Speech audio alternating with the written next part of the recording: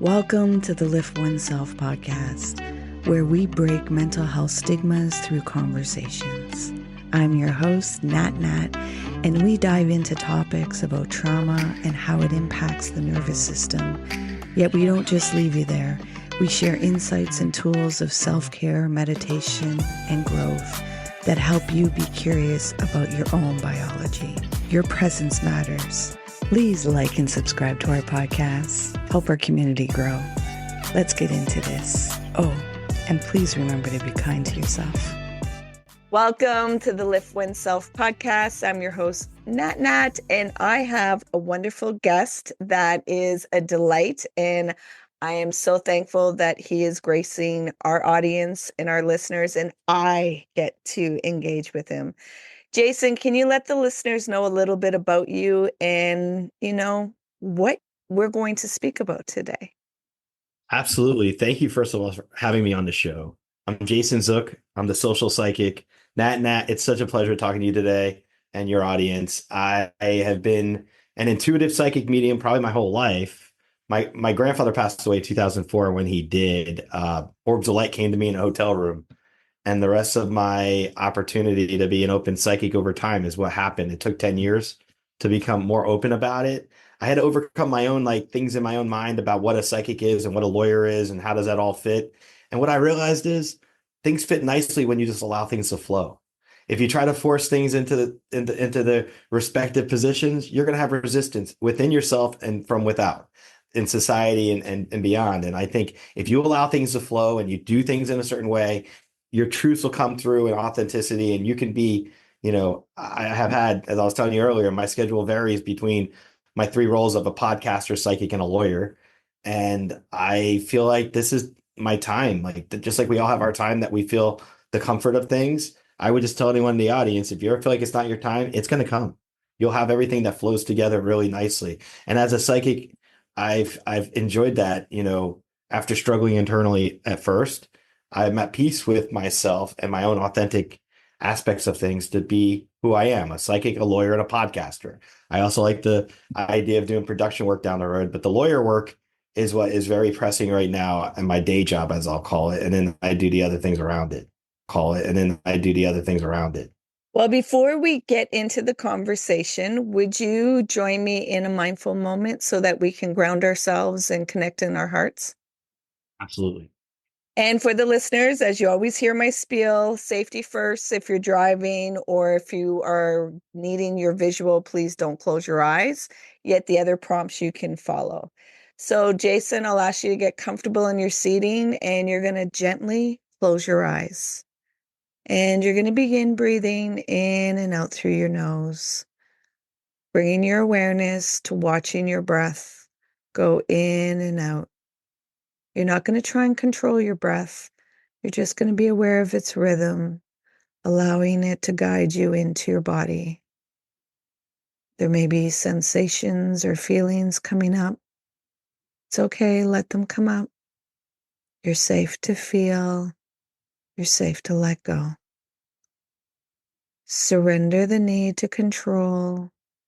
Release the need to resist and just be. Be with your breath. Drop deeper into your body. There may be thoughts or to-do lists that have popped up in your mind, and that's okay.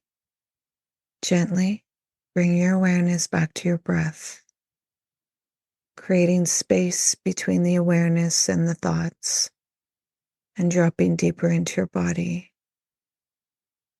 Just being with the breath. Again, more thoughts may have popped up. That's okay. Just bring your awareness back to your breath. Beginning again, creating even more space between the thoughts and the awareness, and dropping deeper into your body. Just be with the breath. Now, at your own time and at your own pace, you're going to gently open your eyes while staying with the breath. How's your heart doing? I will just tell you that's That was beautiful. I love meditation. My heart feels it just feels so grounded right now. And I love the way you say let things go, feel the flow. It's exactly it was very pleasant just to ground ourselves like that at the beginning of this. Thank you. When I introduced this about a year ago onto the podcast, it was a little unnerving.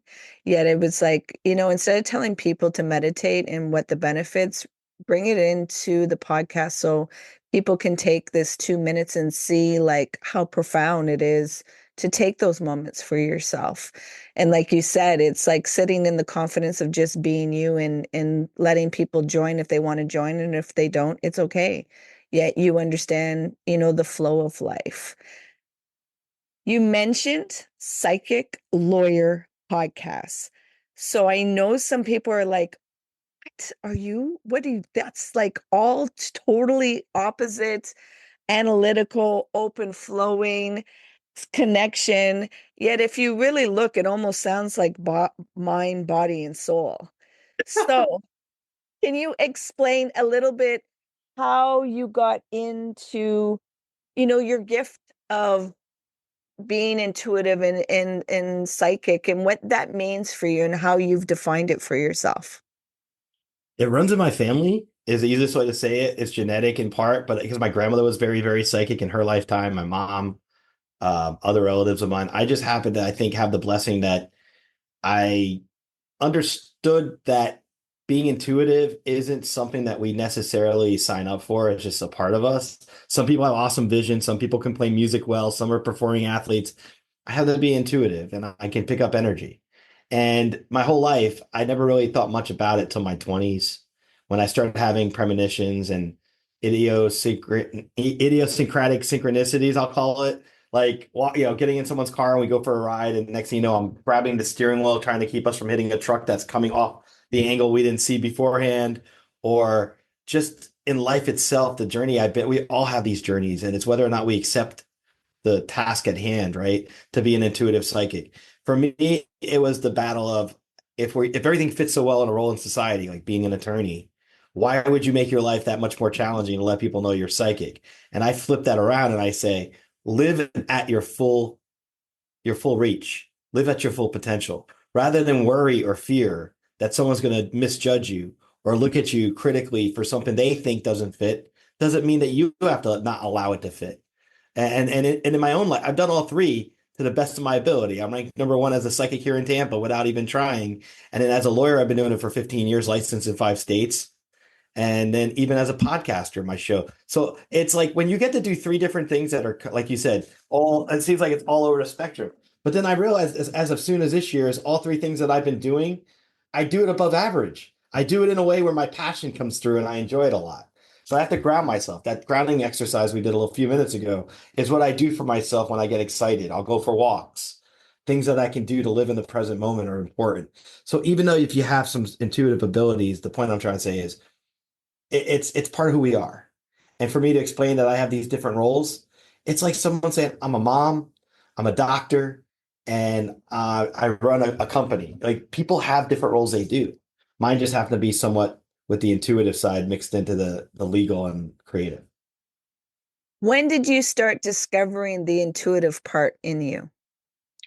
I remember as a little child, I came from a single parent family in New Jersey, and my grandmother used to watch me at the time when my mom was teaching or was at work. And I remember like saying to my grandmother, I've been here before, deja vu. I feel like everything we're going through today, I can sense, I can see things. And I would say things before they happened. And I just remember at an early age, I was told, don't talk about that to, people in your life unless they understand it. So early in my life, I knew there was semblance of something.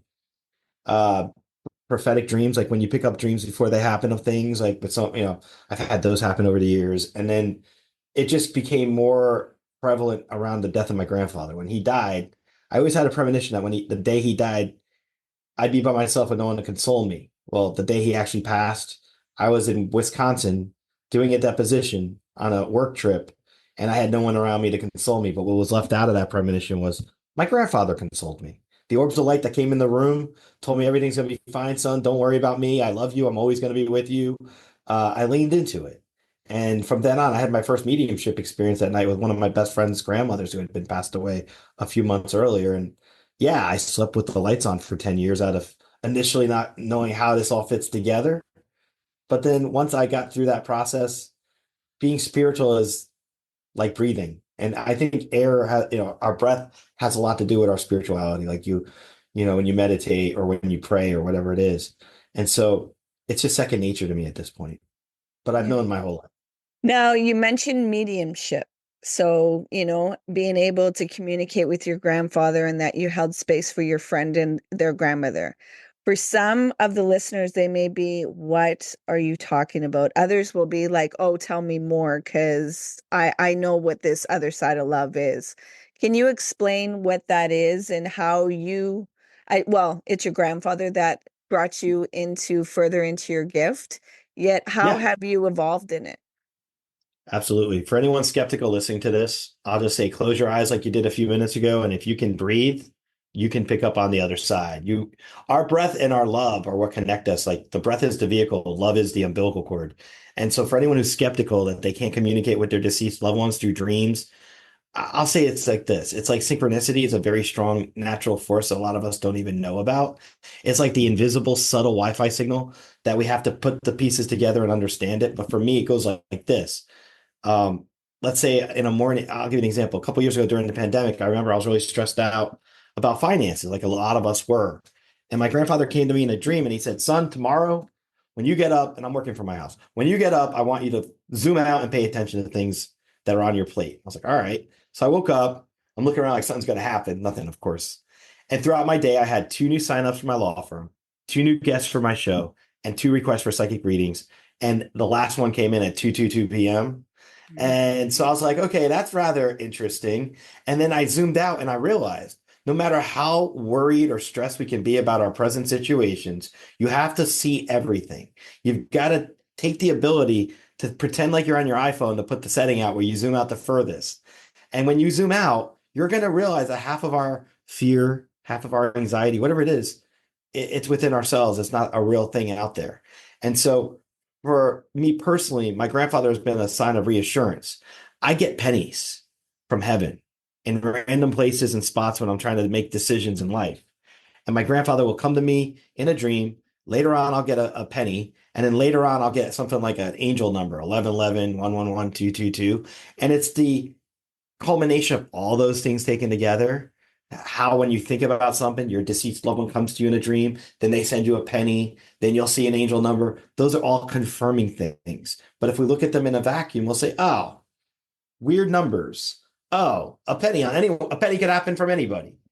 But it's how you look at it and piece it all together. It's like breadcrumbs, spiritual breadcrumbs that you can connect the dots and get messages from our loved ones. And that's one of the things I've learned about in the last 20 years from communicating with my grandfather, my father, my aunt who died. I have more than just one relative. And then also when I give readings to people, the spiritual breadcrumbs that come through a reading, and it's very enlightening. And it's something that now I look at 20 years later. Yeah, my life's been a little interesting in the respect of having all these things happen that a skeptic might say, that doesn't make any sense. But I'm not here to persuade the skeptics. I'm here to validate the people who have the experiences like I'm describing, who don't know what they are. And those experiences can validate someone from either grieving, being depressed, being scared. And that's where I feel our true power comes, is helping comforting somebody who doesn't have that comfort by allowing them to see these kind of things that I pick up on. Okay, so now you're in this, and it sounds like you're in the seat of worth and in your confidence. Like you can feel the electrical joy of being you. Like you really can feel it. It's like I can feel how palpable that is. I'm sure it wasn't always there. So what did that journey look like to really sit in the seat of your life, in your gifts, and being in that confidence? What a great question. I want to say this. Mental health is big for me. Mental health awareness is big for me. I know after the last several years we've had, the uncertainty we're going through now and the society that we're in, we have these events that are outside of our control, be it nature, elections, whatever. And I'll just say that for me, having the ability to find some type of pattern, some type of understanding amidst all these things that are like topsy-turvy, that's been the thing for my gifts or my abilities that I like the most is I can pierce through things and see beyond things and sense something to make normalcy out of things that don't seem normal at all or that don't make sense and don't add up. And I will just tell anyone who has a mental health struggle, because I have my own in my life, and I do every day what I can to maximize my life. Meaning, I'll wake up, I'll meditate, I'll go for a walk. If I go through a moment where I feel sad or depressed about something, I'll feel that too. I've gone through a healing journey the last couple of years. I found out I was a child of trauma. Didn't know that. It was like, nice to meet you, Jason. Didn't know that this side of you as your child, that you went through all these things, that they were there. But that healing journey woke me up on a deeper level. And it also made me realize that, sure, I could have this day, these different roles I do in life. But for myself, when I struggle with a mental health issue, I always bring light to it and understand it, honor it, and realize we all struggle every day. So in response to your question, and how am I I'm more confident. Yep. I'm happy. I love what I do. I still deal with my own challenges and struggles inside like most of us do. I think, the reason why I do the work that I do is holding space and allowing people to feel in a world that it feels so threatening to feel your emotions and that you're supposed to just be something other and portray, this sense of strength. It's like, well, when you allow yourself to feel your array of emotions, I think that's where the confidence comes that you start to recognize, oh, the journey I've been looking for is home inside my body and creating safety. And the authentic, where everybody's like, I want to be my authentic self, with means you're going to have to feel your authentic emotions and not do a la carte of, I just want to be happy and everything is just so blissful. It's like, you're going to have helplessness, you're going to have grief, you're going to have fear, all these different arrays. It's just remembering not to identify with it. And I want so, to, sorry, pardon? I want to add something when you're done. I'm sorry to interrupt Go you. ahead, go ahead. Authenticity can be one of the most uncomfortable and messiest things we go through. Unpredictable. I've had relationships with people I've severed over the years because they weren't living up to their authentic self with me, and I felt that, and I knew it, and I had to move forward. And it can be very. This year, I've been through a lot of upheaval before. We got into February. My mom fell, broke her arm, moved in with me. I switched job stuff, and that created a vacuum for a while, and then I realized everything happens for a reason, no matter how you look at it, how you see it. And now I'm cherishing every moment I have with my mom because she's not going to be here forever. And a lot of people look at their parents and worry about when their parent crosses over. And I'll say, look, spend time with your parent now if you can. Even if they may not need to live with you, spend the time with them. Give them that opportunity. Like I bought a recorder thing that my mom's going to record and let her have her voice to talk about her life in her own way. And I'm going to use that as a creative passion of mine down the road. I think we should do stuff like that for our elders. Give them that respect. And I'm saying not every day is easy, but being authentic to yourself is doing things uncomfortable and trusting that in the end, everything's going to come together the way it needs to. And I think there's honesty. Honesty requires that messiness that, what, you're not going to know what you're doing all the time. Sometimes the emotions triggers are going to be there, yet it's being there for yourself. And like we did at the beginning, take a breath, regulate yourself, feel whatever you need to feel so that you can see what's presently in front of you and not be stuck in that head of ours that tries to control past and future. It's like, no, no, come back into the body, be present in the now, which your breath is always in. I want to ask you this part. So because you're in your gift of intuition, you're in your gift of mediumship, of being able to communicate on the other side of love. Your mother is on this side of love.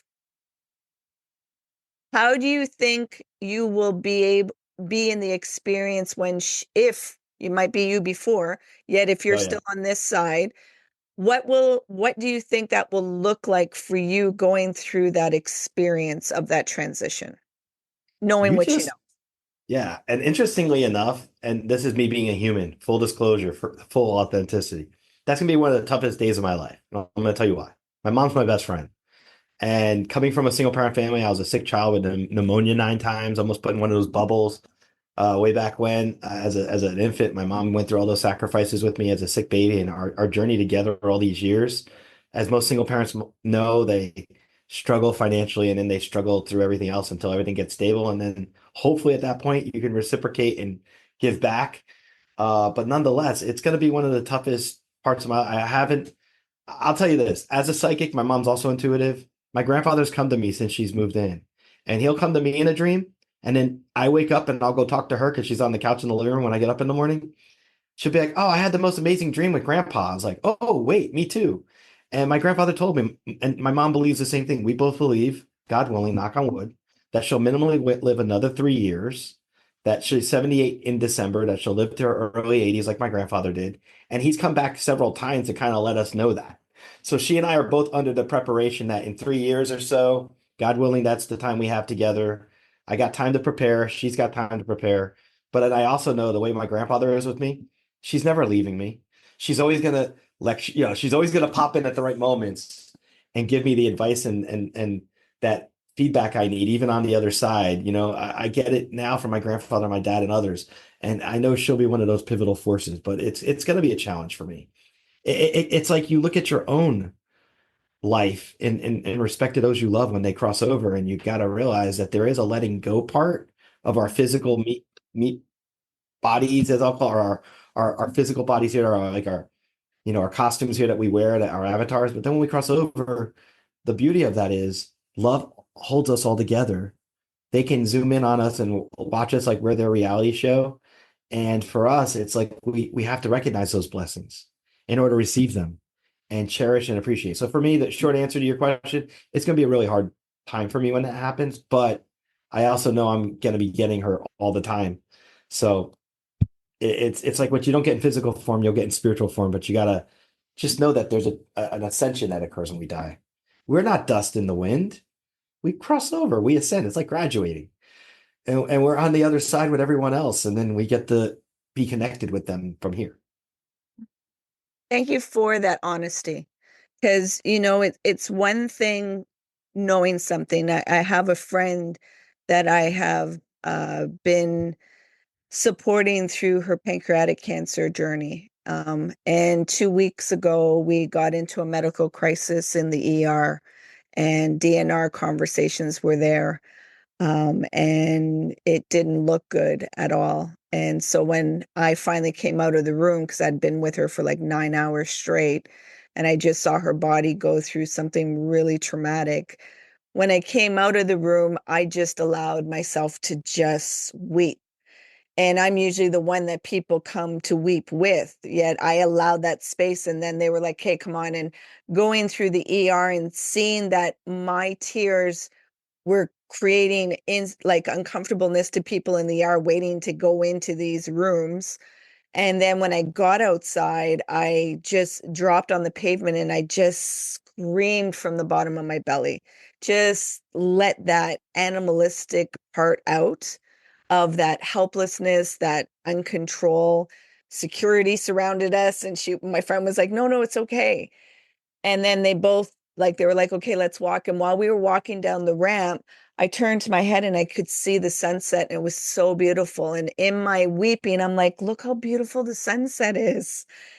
And it gave me a bit of, get off the ground, be in the groundless. Like you're too much tethered into the human part, and you're not feeling the fear. The fear is stopping you. And I let myself feel that humanness part and release, and then got back and went back in there, and she came back online, and she was released on Friday, did her first new treatment Tuesday, and is doing well. So Wow. it does a bit of a mind fuck to your mind, because you're like, I felt all this like it was grief and we weren't going to be there, yet you're still here. And that it happened the Monday. The Tuesday I had a massage schedule and I was going to cancel, but I was like, no, you got to take care of yourself. And so I went, and the person said, "It sounds like you're not ready for her to leave." And I said, "No, I'm not." And in that massage, I reflected on that, and it was like, you know better. That's just fear. you know that you'll still be able to communicate with her. You have to let go of the fear so that you can have the courage to show up right now in the living. And it was very profound. Doesn't mean that like it's not challenging and difficult. Like when we did treatment on Tuesday, one of the nurses asked how I was, and I shedded some tears, and she's like, "Oh my gosh, I'm sorry." And then my friend's like, "Everything's going to be okay." And I was like, "I know it is, yet I can be vulnerable. I can feel my emotions and still be okay and hold, the space and everything else." So I thank you for that honesty, because sometimes people can do that performative and stoicism, and maybe, they're able to recognize that and not go through the grief in that manner.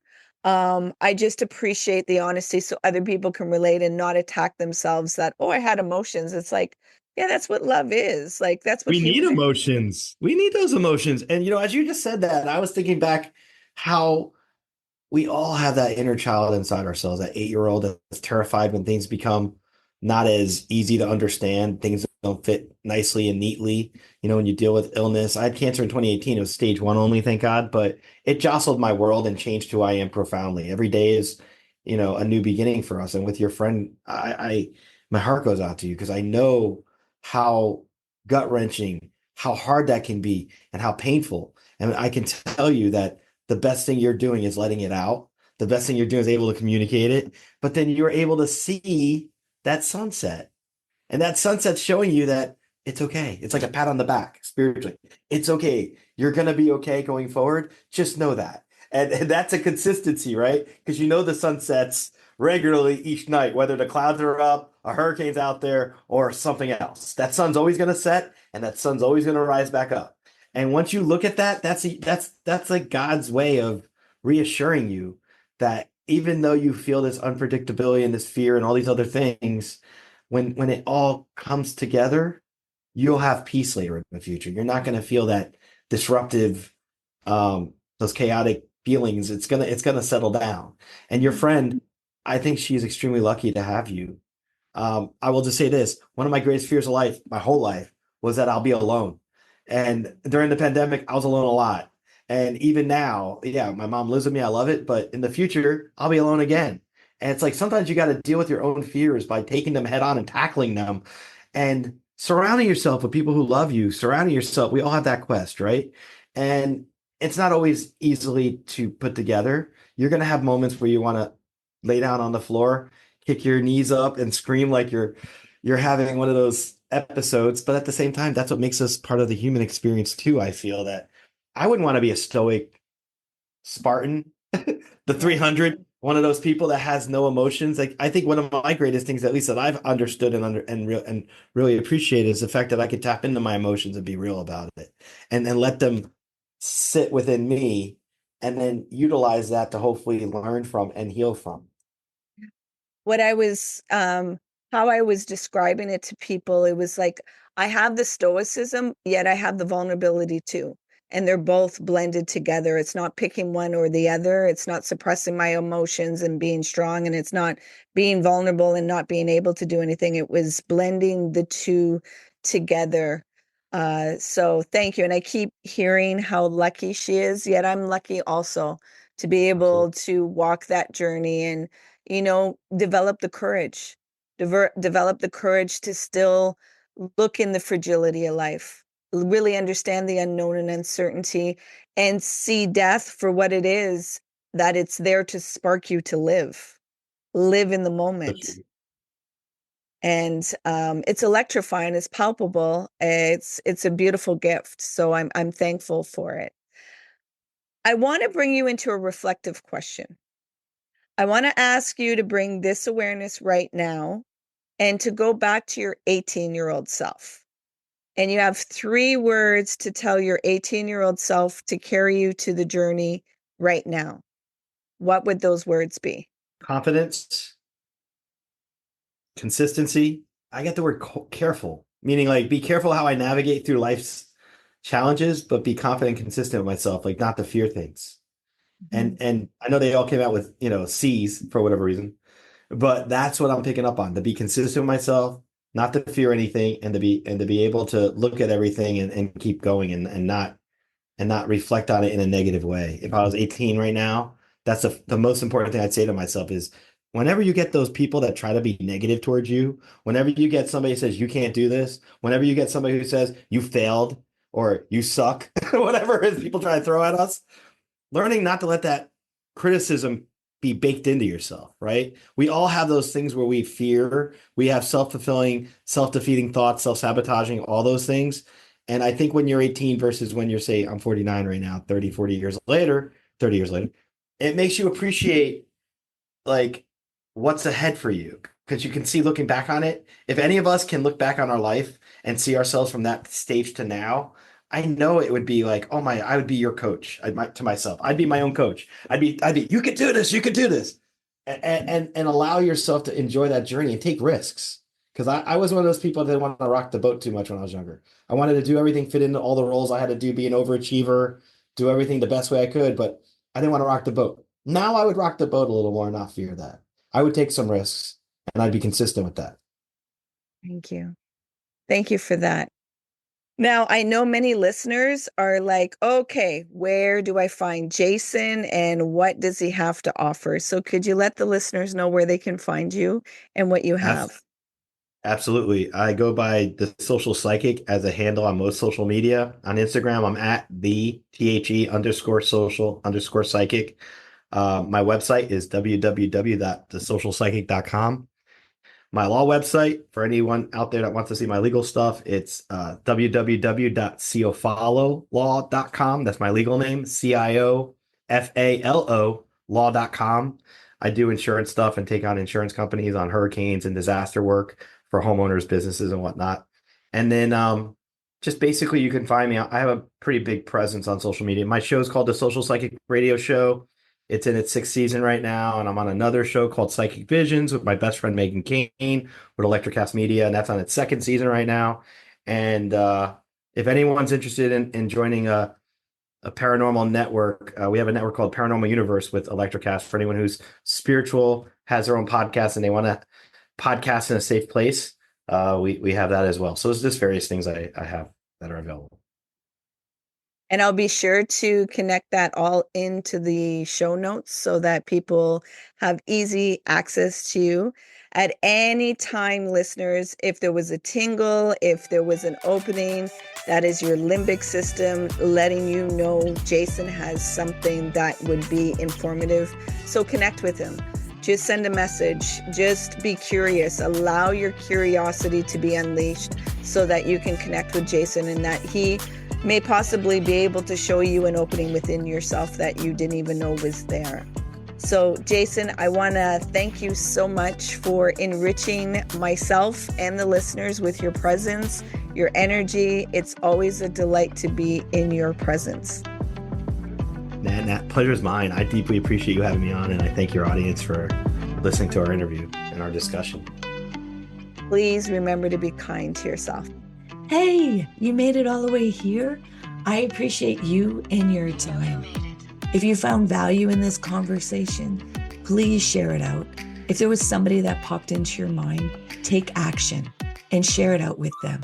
It possibly may not be them that will benefit, it's that they know somebody that will benefit from listening to this conversation. So please take action and share out the podcast. You can find us on social media, on Facebook, Instagram, and TikTok under Lift Oneself. And if you want to inquire about the work that I do and the services that I provide to people, come over on my website. Come into a discovery call, liftoneself.com. Until next time, please remember to be kind and gentle with yourself. You matter.